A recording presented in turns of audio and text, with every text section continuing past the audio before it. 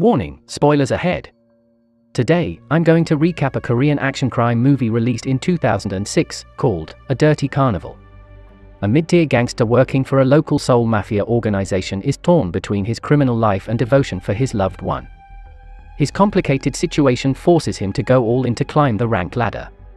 But behind his instant success, a hidden consequence awaits at the end. Will he regret his decision? Let's find out together. Byung-do is a mid-rank gangster working for a local mafia organization. He has several subordinates under him, with Jong-soo as his trusty right-hand man. Time is tough, as they have financial difficulty after lousy business luck.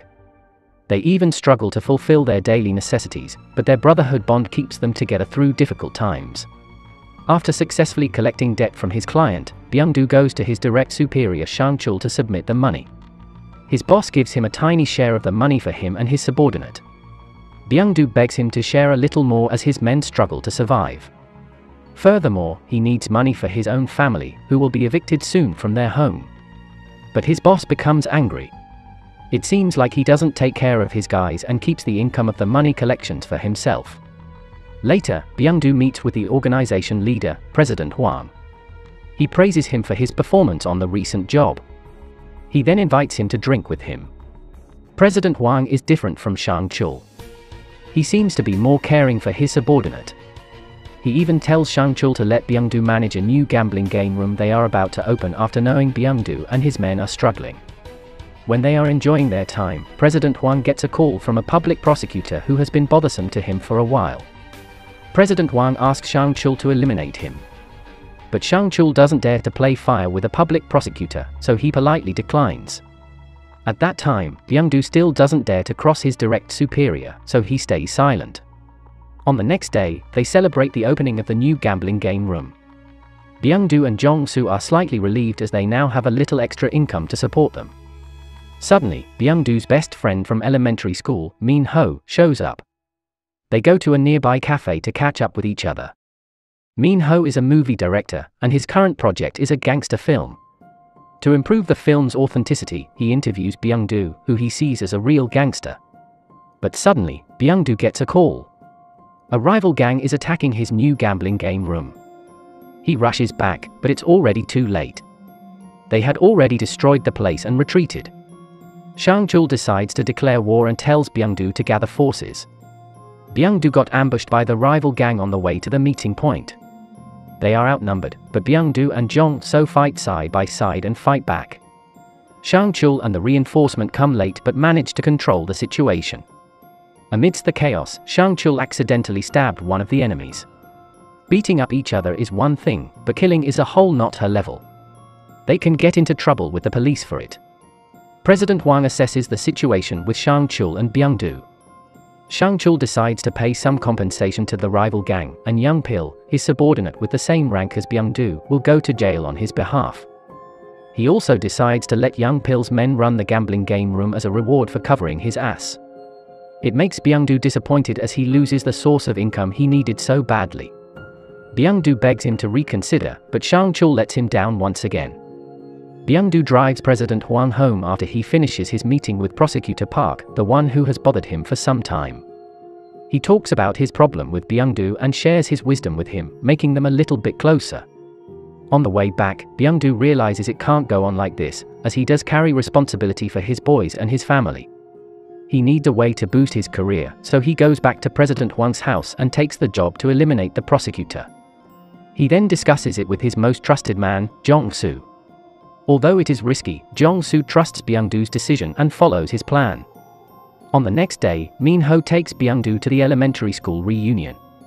He plans to reunite Byung-do with his school-era love interest, Hyun-ju. Byung-do finds that he still has an interest in her and attempts to rekindle their relationship. But as they enjoy their time together, Jong-soo calls him. He has gathered enough information and is ready to execute their plan. So they start following the prosecutor and wait for the right moment. Although it's their first hit job, they perform the plan flawlessly. After he eliminates the prosecutor, Byung-do receives the money he was hoping for in addition to President Hwang's respect and a spot at his side. They swear never to speak of it to anyone so they, and the organization, will not be implicated.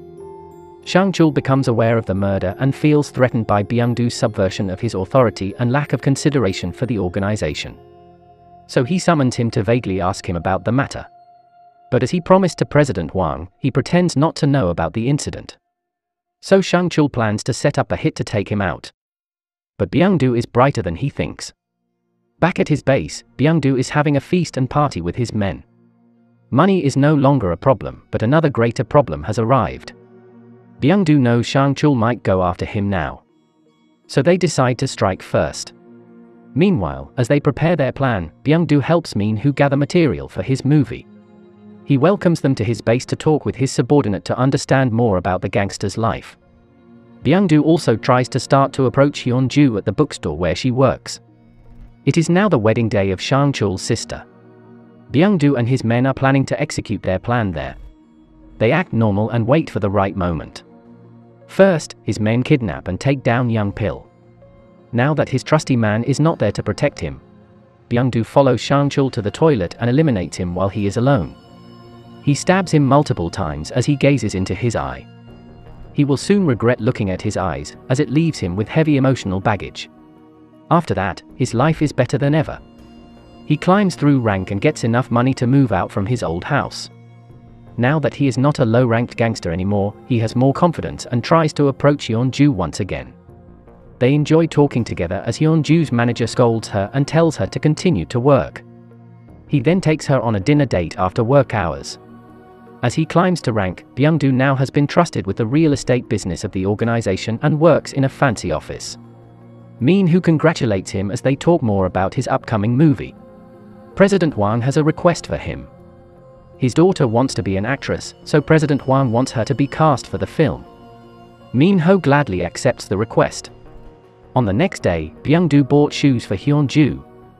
When he is about to give it to her, he sees her arguing with her manager. It turns out they had a relationship in the past. The manager became jealous when he saw her with Byung-doo earlier. So he tries to force her back to him. Seeing that, Byung-doo tries to help her out of the situation. But the manager keeps insisting. It makes his gangster soul snap and beat the shit out of him. Although Byung-doo is practically defending her, his gangster tendencies frighten Hyun-ju. She doesn't want to see him anymore. It really breaks his heart as he realizes not everyone can accept his way of life. He drinks like a fish to forget it all and calls Min-ho for help. At the lowest point of his heart, he ends up revealing to Min-ho his deepest darkest secrets, including the hits on both Attorney Park and his former boss, hoping it will somehow relieve his burden. Life goes on, and now President Hwang assigns him to an important job. If Byung-doo can help him force some landlords to sell their land so they can use it to build a grand apartment, President Hwang will give him a share of the grand plan profit, worth hundreds of billions won. He will finally start making some serious cash after all those sacrifices. So he and his men start harassing all those landlords. Meanwhile, Byung-doo brings Min-ho to meet President Hwang. They enjoy their time talking about the upcoming movie where President Hwang's daughter will play as he promised. Byung-doo still doesn't want to give up Hyun-ju, so he goes to her workplace. But it seems she has skipped work for some days now. He goes to her place and finds her lying weak in her room. Byung-doo immediately brings her to a hospital and takes care of her on the following days. Another rival gang found out about their plan and bought some of the lands before them. Byung-doo tries to handle them, but he gets kidnapped instead. Fortunately, he manages to fight back and track down the rest of them. With that, he successfully presents all of the landlords' approval to President Hwang. Feeling great, he goes to the movie set to check how his friend's film is doing. He shows the actors how to fight like a real gangster and makes Min-ho promise to make the film with the true gangster spirit. At night, he tries his luck again and brings a bouquet for Hyun-ju. She starts to see that despite being a gangster, Byung-doo still has a good side left. They go on a fancy date and enjoy their time. When Byung-doo takes her home, he can't resist kissing her passionately. The only barrier between their relationship is Byung-doo's wild lifestyle. But he promises her he will leave them all just to be with her. But can he truly escape his gangster life? Min-ho's movie has been released. At the premiere, President Hwang congratulates and thanks him for casting his daughter.